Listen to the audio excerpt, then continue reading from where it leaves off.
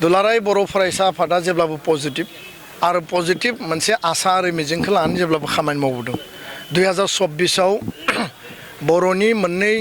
आनसलिक regional शक्तिशाली जे राजखान्थि हान्जा माने बिटिसि केन्द्रिक बिटिआर केन्द्रिक इउपिपिएल आरो बिपिएफखौ खौसे खालामनायनि थाखाय दुलाराय बर' फरायसा आफादा जि लेभेलाव जि स्तराव जों रल लानांगौ लादोंमोन आरो हाग्रामा महिलारि बिथांजोंबो रायलायदों जाय रायलायनायाव रबिराम नार्जारि खाम्फा बरगयारि आरो एबसुनि गाहाय नेहाथारि खनिन बसुमतारि दङमोन खोब पजिटिभलि बिथाङाबो बुंदों जे ज'यै आवगायलांनायाव बुजाबुजि खालामनायाव आंहाबो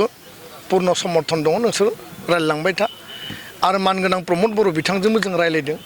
बिथांजों रायलायनायाव बिथाङाबो बुंदों जे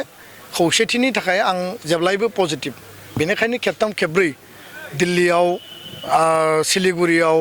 धालिगावआव क'क्राझाराव गुवाहाटीयाव रायलायनाय जादोंमोन फैयै फैयै नभेम्बर डिसेम्बराव बे रायलायनाया माने थाबथादों आरो रायलायनाया थाबथानायनि गुबै जाहोना जाहैबाय जे बे रायलायनायाव पजिटिभ मोनसे दृष्टिभंगि लानानै आवगायदोंमोनब्लाबो सिडलि बाइ इलेक्सन फैनायनि उनाव बे इलेक्सनाव बिसायख'थियाव बायदिसिना खोथा बाथ्रा दान्थे बिदान्थे नांलाय खमलाय जानायनि थाखाय दुलाराय बर' फरायसा आफादा जाहाथे बे सिटुएसना एसे नर्मेलाइज जायो बे रेस्ट्रेन्ट जालायनांगौनि थाखाय जों आपिल खालामदोंमोन फैयै फैयै दा बिटिसि इलेक्सन फैगासिनो दङ 1.5-2 मासनि उनावनो जागोन बे खोथाखौ लानानै पुनर फिन हाग्रामा महिलारि बिपिएफनि आफादगिरिया गावनि माने आपिल खालामदों जे खौसेथिनि जे बाथ्रामोन बेखौ रायलायफिननांगौ प्रमद बर' बिथाङाबो बुंदों जे खौसेथिखौ खालामनोब्ला खौसेथि जुदि नांगौब्ला जोङो मोनसे फर्मुला दिहुननांगोन उरखावगोरा ब्रह्म बिथाङाबो बुंदों खाम्फा बरगयारि बिथाङाबो बुंदों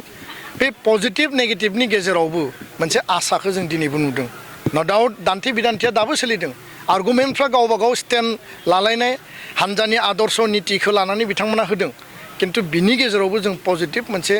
लामा लानानै जोङो दिनैबो आसाबादि 14टा दल संगठन बर' हारिनि बर' थुनलाइ आफाद बारग' बिएलटि बारग' एनडिएफबि हारिमु आफाद आइजो अनसाय आफाद गासैखौबो लानानै दुलाराय बर' फरायसा आफादा सावरायदों बयनिबो मता बेनो जे बर' हारिया खौसे आवगायलांनांगौ जे जोंनि आत्मनियन्त्रण सेल्फ डिटारमिनेसननि जे मोनसे अट'नमि मोनबाय बिटिआर बे 6 सिडुलखौ जोङो मजबुतै आनसलिक शक्तिनि गेजेरावनो सामलायलांनांगौ आरो राष्ट्रीय दला जेरैबायदि जेराव मदद होनांगौ होगोन जेरैबायदि जों काउन्सिल सालायनायाव थाखा फैसा रां रुफा फाइनेन्सियेल जिखिनि दिल्ली आरो दिसपुरा रेसपन्सिबिलिटि दङ बेखौ मावफुंगोन दा बेखायनो जोंनि आपिला बेनो जे जाहाथे दान्थे बिदान्थेनि गेजेराव जाहाथे आक्रमण आरो प्रत्याक्रमनि गेजेराव खौसेथिनि आधारा जेब्लाबो थायो